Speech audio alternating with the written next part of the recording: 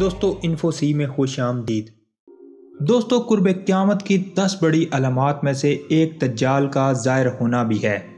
दज्जाल का फितना तारीख़ इंसानी की इब्तिदा से लेकर इंतहा तक के तमाम फितनों से बड़ा और ख़तरनाक फितना है, जिस फितने का अंदाज़ा इस बात से भी लगाया जा सकता है कि हर नबी ने अपनी अपनी उम्मत को दज्जाल के फितने से डराया है।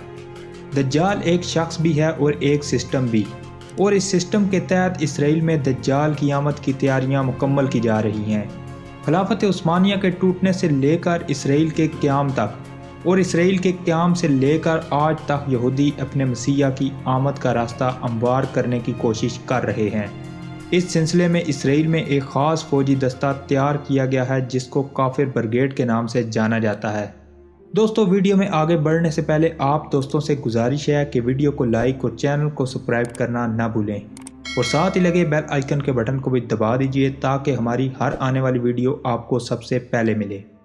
दोस्तों हर मुल्क की फ़ौज को मुख्तलिफ हिस्सों में तकसीम करने के लिए बटालियन ब्रिगेड बनाई जाती हैं ताकि कोई भी फ़ौज एक मुनज़्ज़म तरीके से काम कर सके।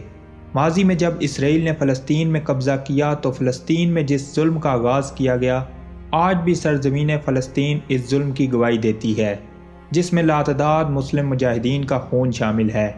इसराइल ने अपनी फ़ौज को खुली आज़ादी दी कि वो फ़लस्तीन पर हर किस्म का जुल्म कर सके और उनका कत्लेआम करते हुए पूरे फ़लस्तीन पर इसराइली कब्ज़ा कायम करें। दोस्तों यहूदियों का मानना है कि वो उस तमाम सरज़मीन के मालिक हैं जहां उनका पहला और दूसरा हैकल सुलेमानी कायम किया गया था। इस वजह से मस्जिद अक्सा को शहीद करके वहां तीसरा हैकल सुलेमानी तैयार करना उनके अहम मकासद में शामिल है। उनका अकीदा है कि जब तीसरा हैकल सुलेमानी बन जाएगा तो तब ही उनका मसीहा ज़ाहिर होगा जो पूरी दुनिया में यहूदी बादशाहत कायम करेगा।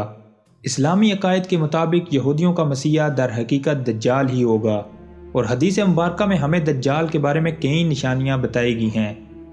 हदीस में आता है कि रसूल अकरम सल्लल्लाहु अलैहि वसल्लम ने फरमाया, क्यों न मैं तुम्हें दज्जाल के मुतल्लिक ऐसी बात बताऊं जो किसी नबी ने अपनी कौम को नहीं बताई।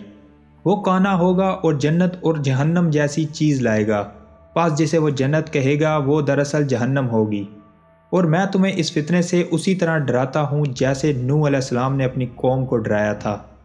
दोस्तों इसी तरह यहूदियत में एक आँख का निशान ज़्यादा अहमियत रखता है क्योंकि एक आँख का निशान कान दज्जाल को ज़ाहिर करता है। इस तरह एक और हदीस में आता है कि हजूर अकरम सल्लल्लाहु अलैहि वसल्लम ने फरमाया, दज्जाल की एक आँख अंधी होगी, उसकी दोनों आँखों के दरमियान काफिर लिखा होगा, फिर उसके हिज्जे ये हैं काफ फे रे, जिसको हर मुसलमान पढ़ लेगा। दोस्तों इसराइल ने 2005 में एक ब्रिगेड बनाई जिसका नाम काफिर ब्रिगेड रखा गया। दोस्तों ये इत्फाक तो हरगिज़ नहीं हो सकता, बल्कि ये हजूर अकरम सल्लल्लाहु अलैहि वसल्लम की वो पेशगोइयाँ हैं जो हमें पूरी होती नज़र आ रही हैं। दोस्तों ये काफिर ब्रिगेड इसराइली फोर्सेस की सबसे बड़ी इन्फेंट्री ब्रिगेड है। ये ब्रिगेड बेहतरीन तरबियत याफ्ता फोर्स है जो हर किस्म के जंगी हालात और हर तरह के मौसम और वक्त में लड़ने की सलाहियत रखती है, और ये कहना हरगिज़ गलत ना होगा कि ये फ़ौज दज्जाल की मदद के लिए तैयार की जा रही है। इस काफिर ब्रिगेड के मुख्तलिफ हेड क्वार्टर हैं। ये ब्रिगेड ज़्यादातर नौजवान सोल्जर पर मुश्तमिल है। इस ब्रिगेड को इसराइल में जवान शेर भी कहा जाता है। काफिर ब्रिगेड का हर सोल्जर 8 महीनों की स्पेशल ट्रेनिंग लेता है और फिर सिलेक्शन के बाद काफिर ब्रिगेड का सोल्जर तैयार होता है। दोस्तों इस काफिर ब्रिगेड से मुराद दज्जाल के माथे पे लिखा लफ्ज़ काफिर है और जिसका जिक्र हदीस मुबारक में भी मौजूद है जो मैं पहले ही बयान कर चुका हूँ। तो दोस्तों ये वीडियो आपको कैसी लगी कमेंट्स बॉक्स में अपनी कीमती राय का इज़हार करना ना भूलें, और नए आने वाले साथियों से गुजारिश है कि वो वीडियो को लाइक और चैनल को सब्सक्राइब करना ना भूलें और साथ ही लगे बेल आइकन के बटन को भी दबा दीजिए ताकि हमारी हर आने वाली नई वीडियो आपको सबसे पहले मिल सके। तो नई वीडियो आने तक के लिए हमें दें इजाज़त। अल्लाह आपका हामी नासिर हो।